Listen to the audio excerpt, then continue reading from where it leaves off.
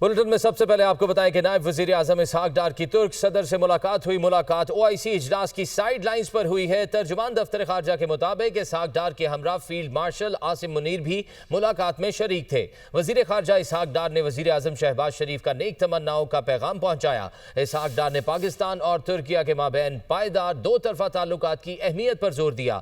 دونوں رہنماؤں کا طویل المدتی برادرانہ تعاون کو مزید مضبوط اور متنوع بنانے کے عزم کا اعادہ۔ ملاقات میں ایران اسرائیل کشیدگی میں کمی کے لیے سفارتی کوششیں جاری رکھنے پر اتفاق۔ عالمی برادری خطے میں امن و استحکام کی بحالی کے لیے اپنا کردار ادا کرے، رہنماؤں کا مطالبہ۔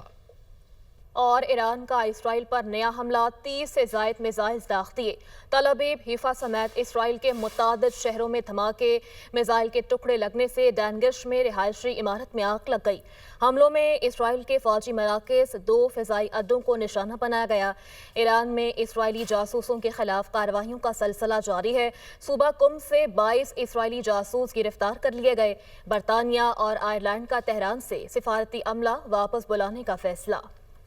ایرانی سپریم لیڈر آیت اللہ خامنائی نے 3 سینئر ایرانی علماء کو اپنا ممکنہ جانشین نامزد کر دیا ہے۔ خبر ایجنسی کے مطابق سینئر کمانڈروں کے مارے جانے کی صورت میں اہم فوجی عہدوں کے ممکنہ جانشین بھی نامزد کر دیے گئے۔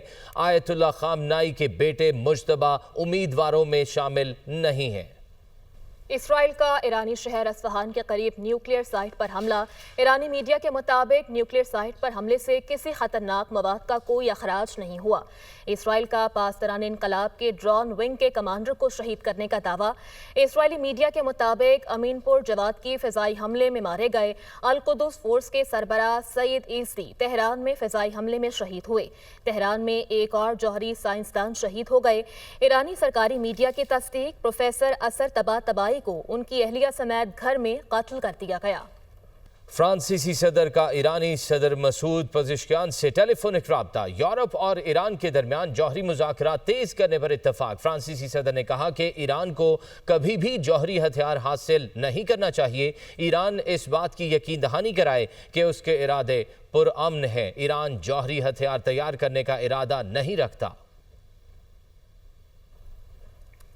ادھر ایرانی وزیر خارجہ عباس اراغچی کا کہنا ہے کہ ایران اسرائیل تنازع میں امریکہ کی شمولیت بہت خطرناک ہوگی۔ اسرائیلی حملوں میں امریکی فوج شامل ہوئی تو یہ سب کے لیے خطرہ ہوگا۔ ایران کے خلاف جارحیت میں امریکی فوج کی شمولیت پچھتاوے کا باعث بنے گی۔ اسرائیلی حملے رکنے پر ہی اسرائیل ایران تنازع پر بات چیت ہو سکتی ہے۔ ایرانی وزیر خارجہ عباس اراغچی استنبول میں میڈیا سے گفتگو کر رہے تھے۔ ترک صدر رجب طیب اردوغان نے OIC اجلاس سے خطاب میں کہا کہ اسرائیل ایک دہشت گرد ریاست ہے۔ ایران پر اسرائیلی حملے کی شدید مذمت کرتے ہیں۔ فلسطینیوں کا غم ہمارا غم ہے۔ اسرائیل نے غزہ کے علاوہ لبنان اور شام میں بھی حملے کیے۔ نیتن یاہو نے ثابت کیا ہے وہ خطے کے امن کے لیے خطرہ ہے۔ وہ نہیں چاہتا کسی بھی تنازع کو مذاکرات کے ذریعے حل کیا جائے۔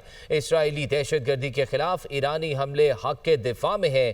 اسرائیل خطے میں تسلط قائم کرنا چاہتا ہے۔ نیتن یاہو تمام دنیا کو خطرناک صورتحال کے دہانے تک لے آیا ہے۔ موجودہ صورتحال میں مسلمانوں کا اتحاد ناگزیر ہو چکا ہے۔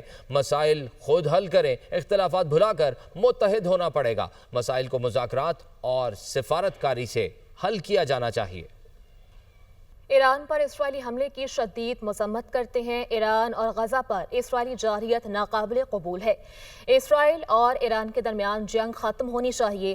سیکریٹری جنرل OIC حسین ابراہیم طہا کا OIC کے 51ویں اجلاس سے خطاب۔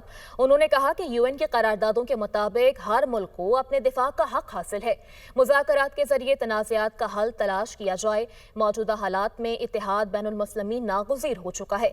ایران اسرائیل تنازع کا پرامن حل تلاش کیا جانا چاہیے۔ ترجمان ایرانی وزارت خارجہ اسماعیل بقائی کا کہنا ہے کہ اسرائیل کو اس کے جرائم پر کبھی سزا نہیں ملتی۔ اسرائیل کو انسانی حقوق کی سنگین خلاف ورزیوں کے باوجود سزا سے استثناء حاصل رہتا ہے۔ اقوام متحدہ کے تمام رکن ممالک کی ذمہ داری ہے اس ناانصافی کے خلاف کھڑے ہوں۔ اقوام متحدہ چارٹر میں طاقت کے استعمال کی ممانعت ہے۔ इसराइल का ईरानी शहर अस्फहान के करीब न्यूक्लियर साइट पर हमला। ईरानी मीडिया के मुताबिक न्यूक्लियर साइट पर हमले से किसी खतरनाक मवाद का कोई अखराज नहीं हुआ। इसराइल का पासदारान इनकलाब के ड्रोन विंग के कमांडर को शहीद करने का दावा। इसराइली मीडिया के मुताबिक अमीनपुर जवाद की फिजाई हमले में मारे गए अल कुदस फोर्स के सरबराह सईद ईसी तेहरान में फिजाई हमले में शहीद हुए। तेहरान में एक और जौहरी साइंसदान शहीद हो गए। ईरानी सरकारी मीडिया की तस्दीक प्रोफेसर असर तबातबाई को उनकी अहलिया समेत घर में कत्ल कर दिया गया। और ईरान का इसराइल पर नया हमला, 30 से ज़ायद मिसाइल दाग दिए। तल अवीव, हिफा समेत इसराइल के मुतादिद शहरों में धमाके, मिसाइल के टुकड़े लगने से डैनगिश में रिहायशी इमारत में आग लग गई। हमलों में इसराइल के फौजी मराकज़, 2 फ़िज़ाई अड्डों को निशाना बनाया गया। ईरान में इसराइली जासूसों के खिलाफ कार्रवाइयों का सिलसिला जारी है। सूबा कुम से 22 इसराइली जासूस गिरफ्तार कर लिए गए। बरतानिया और आयरलैंड का तेहरान से सिफारती अमला वापस बुलाने का फैसला। फ्रांसीसी सदर का ईरानी सदर मसूद पज़ेश्कियान से टेलीफोनिक राब्ता। यूरोप और ईरान के दरमियान जौहरी मुज़ाकरात तेज करने पर इत्तफाक। फ्रांसीसी सदर ने कहा कि ईरान को कभी भी जौहरी हथियार हासिल नहीं करना चाहिए। ईरान इस बात की यकीन दहानी कराए कि उसके इरादे पुरअमन हैं। ईरान जौहरी हथियार तैयार करने का इरादा नहीं रखता। उधर ईरानी वज़ीर ख़ारजा अब्बास अराग़ची का कहना है कि ईरान इसराइल तनाज़े में अमरीका की शमूलियत बहुत ख़तरनाक होगी।